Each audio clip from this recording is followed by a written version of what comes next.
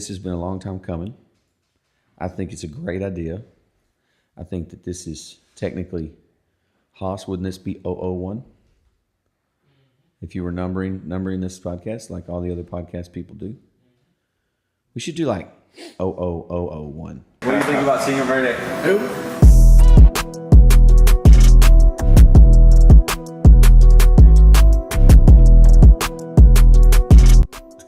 Yeah, I like the double O's. I don't know. Maybe that doesn't work. It's all good. It's all fun. We're here. We're doing it. We're going to add bump music. We're going to add fills and little geeky overlays and stuff like that. Haas has got some ideas on video editing. Sweet. But what camera is hitting me? Like what? Down right so there. You're going to be hitting me from right there? All right, cool. That sounds good. That way it doesn't hit my side, my gut. Yeah. It's got your pecs. It's got my arms. I wore my button up Here shirt. we go. Okay, God, it's what do you already, start rolling? It's already started. No, everything that we've done, we've already got. Oh, fantastic. We're 100 since you walked in the door. Oh, we've that's been great. rolling. Yeah, it's all good. Oh, good. That sounds great. We don't play. Yeah. All right. Cool. So you are I'm Jamie Whitley. like Keith Whitley, the same way. Are you related? I wish I could sing like Dude, that. he was so good. I miss that guy. I do too. Yeah. Yeah, I'm Jamie Whitley. I do improv comedy. I have no idea what I want to do with the rest of my life. And I hear that, you're kind of a guy who knows a lot about a lot of things. And I'm a guy who doesn't know a lot about a lot of things. Certain things are probably off limits to speak about, but I have done a lot. All right. That sounds good. I have done a lot. I'll have to Google you later. A lot of things I'm proud of. A lot of things I'm probably not, which we'll get into in later episodes, I'm quite sure, as we dive deep. Absolutely. So, I mean, I guess, do we want to kind of talk about kind of why we're doing this? Yeah. I mean, like it's kind of been a goal of yours for a while. It's been a goal of mine. And I think it's just kind of good because, it came to you last year and I was like, hey, I need a mentor. I need someone I can learn from because I have a lot of passion and I want to see where that passion can take me, but I have no idea what I'm going to use that passion for. Right. So I've been there. I've been confused for quite a few years, but there's clarity now, a lot of clarity. And we met at the gym. Yes. Both kind of on a health and wellness kick thing. Shout out to Cooney Pena. Shout out to Guadalupe de Pena. That's right. Mr. Cooney Pena, the bearded destroyer of all things soft tissue. Absolutely. Yeah. I went to Cooney. It's funny, the story. I don't know if I've ever told you my story on that, how I got to him, but being in real estate, in investment real estate, in all things commercial, residential development, all that, had probably talked to Cooney a couple of times about a rental space for one of his endeavors. And the funny thing is, when I reached back out to him, totally disgruntled about my physical appearance, my health, my everything. The funny thing was I texted him and I was like, hey man, call me when you get a chance. I'd really like to touch base with you on something. His immediate response was, hey buddy, not looking for a warehouse or anything right now, but I appreciate you touching base with me. That's funny. And so I hit him back and I still have that text thread. I should screenshot that one day. It's like, no. I'm fat. I'm overweight. I need to get on a program and I want to come see you. And then he was like, oh hell yeah, let's go. Row. Yeah. So I got on that journey and we met at the gym. Mm-hmm. And I think you're extremely likable. You're a funny guy. Not to mention handsome. Ladies, I'm just saying. I am taken. Anyway. I am taken. That too. But, you did come see me. We talked about a couple of different opportunities for you. Absolutely. And, we're kind of kindred. We're both kind of goofy, make jokes and that kind of stuff. And I think I've got 13, 14 years on you. How old are you? I will be 33 next week. Wow. So I'll be 47 in August. So a few years. Right. Enough years that I've learned some lessons that I think you could glean from, maybe all the listeners can glean from, and hopefully it's going to be a big GIVE across the board for everyone involved. But give. Sorry, it took me a minute to kind of to spell that out. I mean, you spelled it out, but it took me a little to put the words together. Yeah, or letters. funny. See, I'm not good with words. So anyway, we met. You came to see me. I said, let's do this thing. And about, 8 months later, here we are. Yeah. So it was really cool because when I got with Hunter, my assistant sitting over there across the room, I said, Hunter, get your pen, get your notepad. This is 2019, baby. We're writing down all of our stuff. And I said, I went through a litany of things with him, and he diligently wrote everything down and had a couple of raised eyebrows on some things. One of them was podcasts. And I said, look, we're just going to do it. I don't know what it looks like. We're just going to do it. We're going to buy the equipment. We don't have anybody to do it right now for us. We don't have anybody helping us right now, but it's going to happen. And what was it, about 3 days later, you pinged me. Yeah. Hey, man, I want to come see you. You came in, we chatted, and I said, without equivocation, I was like, I'm all in, let's go. So it totally makes sense for me, and I'm looking forward to all things that are going to come out of this. Well, I mean, would you say that kind of sums up how a lot of your business transactions have gone? Has it been something that's been completely planned out, or has it been something that's kind of fallen in your lap and you've taken it on an impulse and just ran with it? Yeah, so opportunities seem to present themselves to me and have throughout my entire career. I think knowing when to execute and when to go with your gut is something that is innate to me. Others struggle with it. I have struggled with it from a fear or self-doubt in the past, but I don't do that anymore. So how do you overcome your fear or doubt? I just do. There's at this point, I feel like there's nothing that I can't course correct. Right. So if I make an error, if I make a mistake, we just fix it. Usually beyond death or death of someone close to you, there's really nothing that's so catastrophic you can't overcome. Mm-hmm. It's whether or not you're going to get the mental strength built up, have the mental strength or the capacity to build it up, which is a whole nother set of conversations, to pull yourself up and move on beyond the mistake. And even some small mistakes will throw me off. But I've learned to not look back and just execute and go forward. Execute's my 2019 word. Right. That is the word. Usually there's a mantra, there's a phrase, a lot of things I take from people like Tim Ferriss or Ray Dalio, or things that really strike me as interesting or adaptive to where I'm at in my life at that moment. But this year it was just straight up execute. So don't look back, don't think, just do. Right. Do. And that's a little overwhelming sometimes, because when you're a creative like me and you have your hand in a lot of different things and you're interested in a lot of different things, sometimes you're executing all day long on a bunch of different stuff, and it's like, oh crap, what did I just get myself into? But those opportunities seem to come up, and a lot of times they're self-created opportunities. I've never met a stranger. I always talk to everybody at all stations, all classes in life. So, you never know who you're going to meet, what's going to happen. That's awesome. So I know in order to execute, you kind of have to have something behind that execution. I know when I came in and we talked about the podcast, you gave me the book, Start With Why by Simon Sinek. Right. And I know one of the quotes out of that is, people don't buy what you do, they buy because it's why you do it. So what is the why behind what pushes you and drives you to execute what you want to execute? I think the number one thing is just the phrase, to leave this world better than I came into it. Like, what can I do to have even a small ripple effect that leaves either my direct family better off, meaning my wife and children, or my extended family, my friends, the community I live in, everything. Like, that wasn't the case in my 20s. Really wasn't the case in my 30s when I was finding my way. And I think something happens, biologically when you get into your 40s. You have some moments of clarity and some moments of deep thought, and you just, for me, it was a complete rewiring of who I was. And so now, coming from nothing, and we'll get into that some other time and place, I'm sure,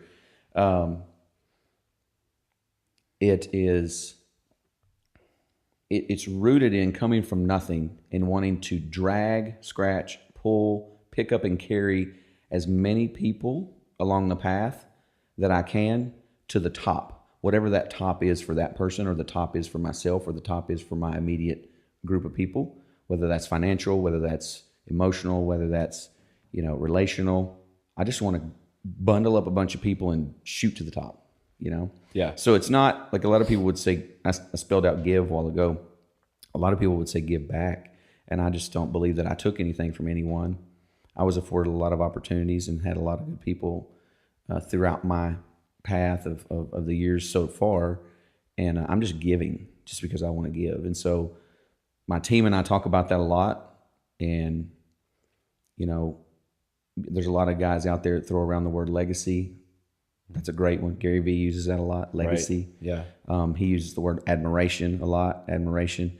I mean, what's funny is I've said it since I was younger, though. It's kind of always been there, but it's been this unpolished rock in my pocket that I've carried around for years. And now I found it, I pulled it out, and I'm starting to rub on it. Like, wow, look at that spot, and look at that spot. So there's all these different things for me that I want to accomplish. Some of them are for fun. Some of them are for sheer competitiveness. It's funny too. I'll go back to competitiveness in a second. But, you know, just being able to pull along as many people as possible that when I finally check out, I can look in the mirror and say, job well done, you know, for me. Like, and when I'm gone, people will go, wow, miss that guy, you know.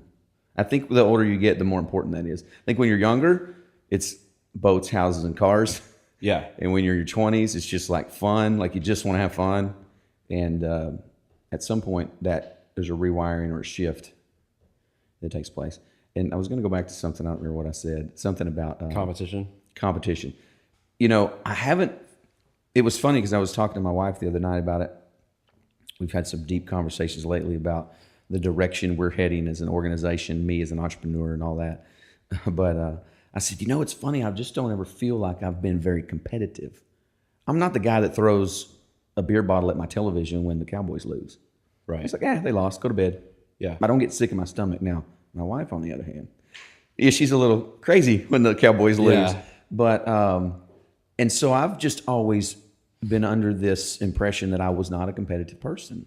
Like, I like to win, but it's like, good job, high five. Yeah. Well, my wife said, no, you're competing, but you're competing with yourself. You're trying to outdo the last thing you did. Right. You're trying to one-up yourself constantly, continually, and grow. I mean, all the self-help, quote unquote, whatever stuff, all the books that I read, all the things that I try to do, all the podcasts I listen to, all the self-growth, individual growth as a professional and as a father and a husband, those things are important to me. You know, I'm competing with myself. And that was kind of eye-opening for me. So I would say that take it as many people to the top.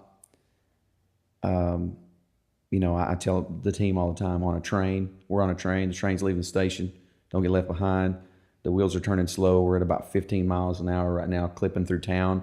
But when we hit the open road, we're heading down the tracks, you know. So anyway. So I guess kind of at the end of the day, if you could sum up what your legacy would be, it essentially would be to say you want a team of people that you can influence to make them better people, for them essentially to have a bigger legacy than you. Absolutely. Absolutely. So, and not just my team, right? My neighbors, my community at large, my fellow countrymen, statesmen, global citizens, however you want to look at it. Anyone that'll give me their ear and I have something to say, I give it for free. Then right. It's just information. It's what we're doing here, you know. And the information was here before I got here. It's not mine. I've tapped into it. I'll give it away. I've gleaned it from somebody else. I'll just redirect it and give it away.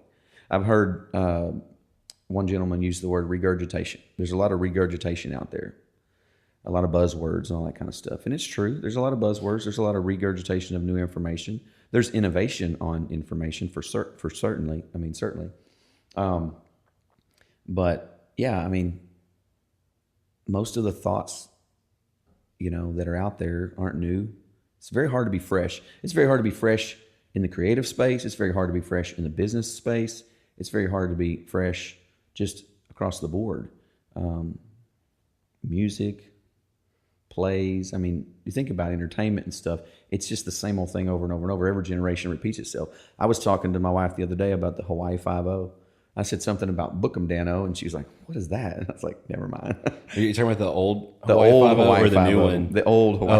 Oh, okay. Yeah, see, yeah. Book 'em, Dano. Yeah, we're going to bring that back. I'm going to do some T-shirts on that probably pretty soon. That'd be fun. Book 'em. Book 'em. Yeah. It was like, I guess I don't even remember the context of the deal. I think there was a guy named Dano, and when they would arrest somebody, they would get him in cuffs, and the actor would look at the other guy with one raised eyebrow and say, "Book him, Dano." You know, we're gonna have to pull up that clip, Hunter. You need to find a clip. You know, you could say, "Book him, Hunterino."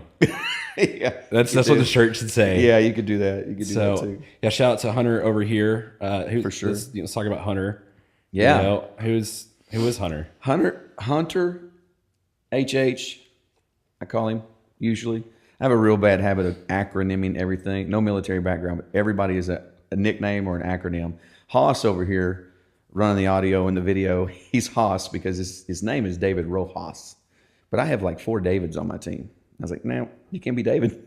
So we went through a couple different things the first couple of days, and I keyed in on Haas, and there you go. Hunter, on the other hand, Hunter's a smart dude. We tell him all the time, we joke, he's the smartest guy on the team because he's got a bachelor's degree and he's in the MBA program, about to finish sometime this year. So he'll be technically the only MBA on the team, you know. So we're like, dude, you're the smartest guy in the room. What do you think? And he's like, I don't know, you know, mid-20s. But yeah, he came in last year as at a personal assistant role for me to help me execute at a better level, at a higher level, and took a lot of the things off of me and off my plate that were really weighing me down as an entrepreneur and as a leader. And it's been a real good fit. He's a good guy, good dude. So also, I mean, just kind of go into a little detail about like what all are you involved in?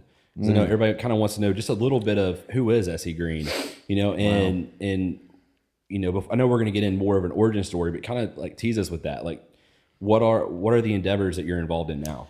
So endeavor wise, man, the sky's the limit. Really, I like to rob a phrase from Tim Ferriss. Tim Ferriss always says, "Do something to scratch your own itch." And if I scratch my own itch, I'm always guaranteed an audience or a customer of one, right? Like, create a product that you would use as a consumer, create a business, create a platform, whatever. And so I've always loved that. I've been following Tim since he wrote The 4 Hour Workweek in 2007. Picked that book up, read it, I think over a weekend, just immersed myself in it. And then I read it a couple more times, highlighted, inked it. You know how we've talked about how I execute when I'm reading books and things. But,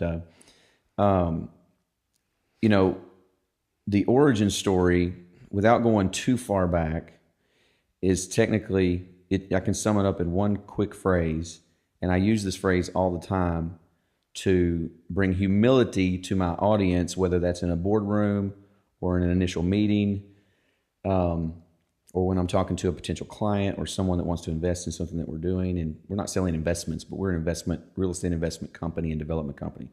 So I just say simply, I am a carpenter that figured out how to borrow money. ... Now I'm trying to figure out how to pay it all off and be debt free. Right. Like Dave Ramsey, right? Yeah. Another one of my mentors vis-a-vis, you know, audio and written word and things like that. So, and had the pleasure of meeting him as well. He's a great individual.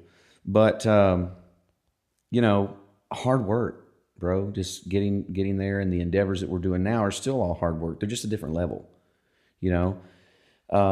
So real estate development, what does that look like? We acquire a piece of property, we turn it into whatever vision pops into my head, usually with the notion of highest and best use, right? So we look at something, can it be redeveloped? Is it 20, 30, 40, 50 years old and it's in decay and it needs to be redeveloped? See that a lot in the urban areas, metropolitan areas. Of course, being proximity to Dallas, we see that a lot in Dallas. Or is it a raw piece of property that in our lifetime hasn't been developed? You know, it's just covered in beautiful trees, especially in East Texas where we are, beautiful trees. What can we do with that? What's the highest and best use for that? Is it single family homes? Is it a retail shopping center? Is it, you know, industrial warehouse space? And that really has to do with the growth patterns of the community that we're in or communities that we're in. So again, that all stems back to just probably 1999. In August of 1999, I quit a great job as a carpenter and started my own business. So yeah, I've been signing my own paychecks for 20 years. That's weird. That's awesome. It is awesome. Yeah. It's a little surreal sometimes when you think about it, you know? Because I'm still that kid that lived in that duplex on Donnybrook. Yeah. You know, in my brain, I'm still, And you hear other guys that are in, I would call them my peers in business and in the endeavors, but not really at my level. They're much higher than I. They say, wait till you get to your 40s. You still feel like you're in your 20s. So if you're 20 right now and you're listening to this, get your head out of your ass. Like, you will feel as young as you feel right now in your 40s. Now, if you don't take care of your body, you may be a little more broken down, but my mind is sharper. I have wisdom. I have experience. And so I wouldn't trade my 20s that were a little rough in some patches, but at the same time, I don't want to go back there. Would I go back there today with all that I know today? Of course I would. That would give me an extra 20 years, you know, but I wouldn't go back there to go back at that state. So real estate, a few other things we're working on coming in the next little bit this year, 2019. Of course, podcast was on the list. We're not going to try to monetize that. That's just something that we're doing because you and I want to do it, right? It's not about monetization of that. And I think that goes to the why. We want to influence people, of course, and help them change their lives. Yeah. And find that happiness. The monetary value on that is through other people and what they do with that. That's right. Absolutely. So one other piece of the puzzle we're looking at, manufacturing guitars, just some stylized and specific guitars that I would appreciate and I would like. I have some close relatives that do that kind of as a part-time gig, and we're going to be getting together to do that on a very small scale, very small scale. But we're already working on the name, the logo, and everything internally. And then once we get ready to launch, we'll get with those family members and start doing some light production runs. And really, that company will exist just, again, to scratch my own itch, just to have some fun. Right. There's a few other things out there that we're working on. Geographically, the real estate company that I'm a part owner in is growing. We have some pretty strategic plays we're trying to play out this year, and doing some really interesting things. I'm most excited probably about our media company, to be honest with you. That is something that, of course, the podcast and things like this are going to play heavily into. And I'm just taking cues from Gary Vee on what he does. He says, don't watch what I do. Don't necessarily listen to what I say. Watch what I do. Mm-hmm. And so I'm a good watcher of people and looking outside and seeing what's going on in the current state of things. And it just makes total sense for someone like myself who spends a lot of time on those media type produced things, websites, printed materials, ad campaigns and things like that for other things that we're doing. It just kind of fits. It just makes sense. So for me, that's the one thing that I'm most excited about. And I would say that by the end of 2019, it will probably be the one thing that I'm spending the majority of my time on. That's incredible. Which is extremely exciting. So I know we're talking about a lot of ideas and a lot of goals that still need execution. We had the podcast, we're executing now. How long have you had these ideas, and how long did it take you to really start executing them? That is a great question. I usually will not move too quickly. I like to think things through, and I usually will not speak about things until I've thought them through for quite some time, and then I pounce like a puma. Right. Like I'm ready to go. You know what I mean? Like with this podcast. We talked about it last year. We let a few months roll on. I told some colleagues and friends I was thinking about doing one. Of course, the feedback was all over the place. It's like, cool, you're an idiot, Yeah, right. Okay, great. But no, I like to think on things, meditate on things, for lack of a better description, I guess. Let things soak in my own personality. And then timing, from a cash standpoint, is always paramount. Because I'm not going to go out and do an endeavor and load up a bunch of debt. Right. That is definitely not the way I roll. Definitely not the way we do business around here. And so I will methodically plan and then wait until the capital shows up, and then we'll do it. Gotcha. Right? Now, sometimes there's capital just floating around inside the system. There's nothing to do with it. I'm not going to just go buy a new ride or a new property or something like that. So oftentimes when I have an idea or want to do something, the capital's already there. So I'm not waiting on that as much as I'm waiting on this to click with this. And when those two meet together in the middle, then I'm ready to, get it done. So with the media company, I've probably been thinking about it for 2 years. 2 years, really thinking. And planning. And then regionally, we have a talent pool. There's no doubt there's a ton of talented people where we are. Absolutely. But they're not a dime a dozen like in some of the metro areas. Mm-hmm. So for what I was trying to build, what I was trying to do, people like Hunter and people like Haas, they don't come around all the time. And even when you make the pitch and you keep going and you keep asking and asking and asking, and we make a joke around here about drinking the Kool-Aid. Yeah. When nobody drinks the Kool-Aid and doesn't get it, it's hard to build a team. And so sometimes it's timing for not only yourself, but the other parties involved in it. Goodness knows I can't write everything that has to come out of this organization. Now, I'm a good copywriter, I believe. I can do that. But there's just such an enormous amount that comes out of an organization that has a lot of things going on that needs to be done. And I just don't, I didn't have the capacity. Being a husband and a father of 4 kids, I didn't have the capacity to just execute quickly on everything. But when the stars align and the money's there and the ideal's there and I feel it, like I feel it down here, I don't wait. Yeah. There's nothing to think about. So it seems like kind of a plan for execution is have a plan of what you're going to do. Most definitely. Don't talk about it to everybody. Not at all. And then once your plan can align with the funds that you need, that's time to pull the trigger and execute. Bam. That's it. So what is your advice to people who, like, say, if you were talking to yourself in your 20s, I'm sure you had tons of ideas you wanted to do that kept you, what was it? And we talked about fear. We talked about self-doubt that kind of like kept you from executing then. What would you say to yourself in your 20s when you had all these ideas? Were you getting stuck on the plan? Were you just talking about it? Were you worried about money? Man, that's great. What would you tell your 20-year-old self? So I would tell my 20-year-old self, quit striving for perfection. Just do something. Pick one and do it. Like, you can have so many great ideas and they can all be on paper and they can all be written out in beautiful, elaborate business plans. I had a conversation with a young lady about that not too long ago. And I was like, don't plan, don't write about it. Your mind wants to go there, and I know where you're headed, but just do. And so I would go back to my 20-year-old self, and I would shake him by the shoulders and stare him square in the grill and be like, look, jackass, go. Quit thinking about it. You've got the cash, you've got the idea, pick one idea and go with it. Mm-hmm. And have fun along the way. If you want to open I'll use this as an example because this came out of last night's meal when my wife and I went to dinner on a date night, which I highly recommend, by the way. The young lady wanted to start a food truck, 22 years old.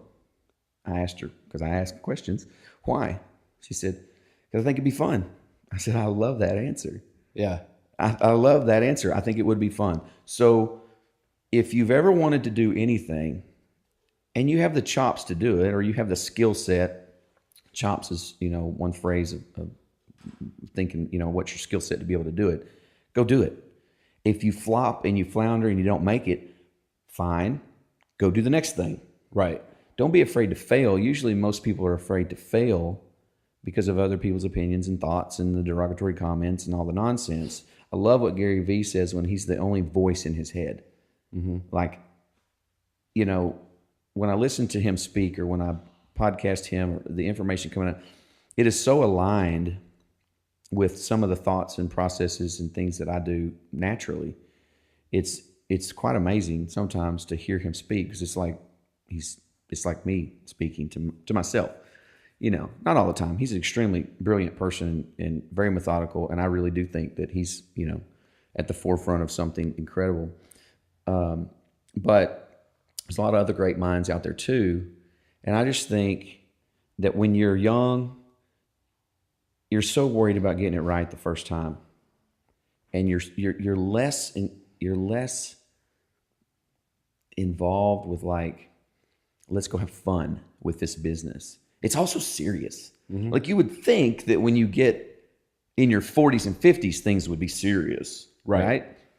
No, I think I was more serious when I was in my 20s. And I just needed to smack myself and be like, go do something, have some fun. Because that's what life's all about, having fun, experiencing joy, finding friends, making memories, all that kind of stuff anyway, right? Like it's all geared towards that. Right. So I would tell him to quit being a perfectionist and just go do something. Yeah. Quit analyzing everything. Just get it done. That's great. It's great. Can be. People are terrified by that idea. Oh yeah, it terrifies me. Terrified. I mean, that's kind of part And of so what I want to do is I want every person that feels that way to contact me and let me give them a pep talk one-on-one about their great idea. So you want me to get out your cell phone number? I do not want you to give up my cell phone number.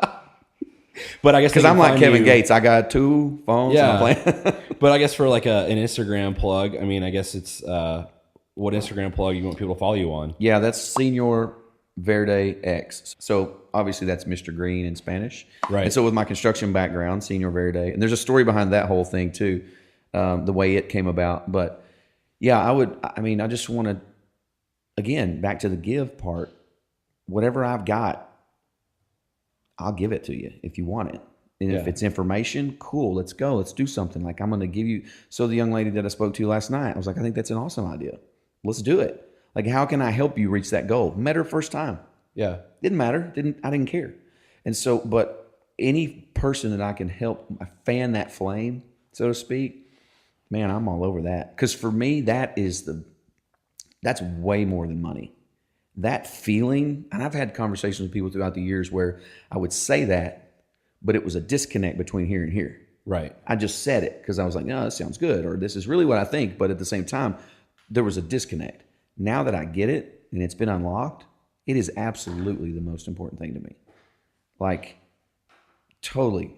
Just give that information, give that pep talk, watch that person go from that dead-end job to trying something different with logic and smarts too. Like, let's not be stupid. Again, don't go take your Chase card out and charge up 20 G's to go do this thing you think would be fun. That's foolish. Right. But to do it methodically and well-planned and on the cheap and on the grind as best you can, I'm all over that for sure. For sure. Yeah. That's awesome. I think that kind of just sums up everything about why you do what you do. So I'm going to ask a random question. Sure. I hadn't even told you about this one. Oh, God. But it's one I like to kind of go through a lot because we both love music. Oh, man. So if you had a theme song for today, what would it be? Just today. Was it February 7th, 2019? I'm so going to show my age when I say this. You guys are going to flip. It would be White Snake, Here I Go Again on My Own. Here I Go Again, basically. All right. White Snake, baby. There you go. David Coverdale, all those guys. Wow. Yeah. You do have the hair for it still. So I do have the hair for it. It's in a man bun right now, but it's there. Yeah, you go to my Instagram, you'll see my profile pic is a little artisto version of the hair down. Yeah. Not very many people get to see the hair down. We're going to do a hashtag Hair Nation. So I'm all over Hair Nation. I love it. So favorite power ballad of all time then, if we're going to stick to the hair. Oh my gosh. Hair era. Favorite power ballad of all time. I mean, that's probably my favorite genre. Steelheart, I'll Never Let You Go. If anybody knows who that is and can DM me that song that you actually know it, and especially if you have it on vinyl, you're a rock star. I'm going to put you on. I'm not gonna lie, that's like my favorite genre. I don't think I've ever heard that song. So I'm gonna have to see. It's the things you know, things I don't. And now that's right. Everything that I know, baby, I'm giving it away. If you get nothing out of this podcast, you have a new song to go listen to. Favorite power ballad. I love it. So that's incredible. What else you got? I mean, that's kind of all I have for today. So I mean, we've got a lot to go through. There's a lot of knowledge, a lot of stuff a lot of stuff I don't.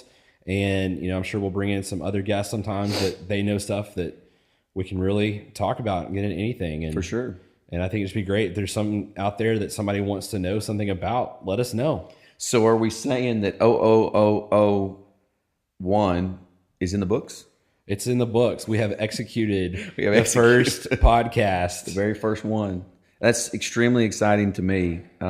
On so many levels, you have no idea. I know it's exciting to people like Hunter on the team and Haas over here that have heard all this banter and chit chat and talk and planning to actually see it happen. So it's pretty cool, and it's not that difficult. It's a couple of mics, like 2 turntables and a mic, whatever. Right. It's just like that. There's very limited, and so if you're out there too, and you're like, oh, I wish I could do a podcast. I mean, come on, really? It's just a couple of mics and some equipment. It's not a big deal. You can use your iPhone. Matter of fact, podcast world. I'm sure most of you know this, that Anchor, the podcast app, was acquired by Spotify in a deal yesterday, I believe. I actually sent you an email today. You did? About that. Did you? But really? then it bounced because I guess you've changed your email. But yeah, I actually sent that to you. I'm today. flying under the radar. New emails every week. Yeah. No, so just get out there and do something. I'm looking forward to episode 1001. Oh, yeah. Season 1. No, 1001. Oh, yeah, I'm with you. See, words are hard. I guess I should have put a comma in there for you. Yeah, absolutely. This is why I don't know things. Yeah. Well, I'm extremely excited to have you on this journey because I actually think that you have more to offer than you actually believe. I think you know more than you think you know. And I honestly think that you have a special quality about you that everybody needs to tap into. And you can find my personal Instagram, Jamie, JAMEY _Whitley, WHITLEY. And that'll be building as we start gaining our knowledge and building influences. It's going to be fun. Yeah, I can't wait. Thanks for being along for the ride, bud. Yep. See you guys next week. All right.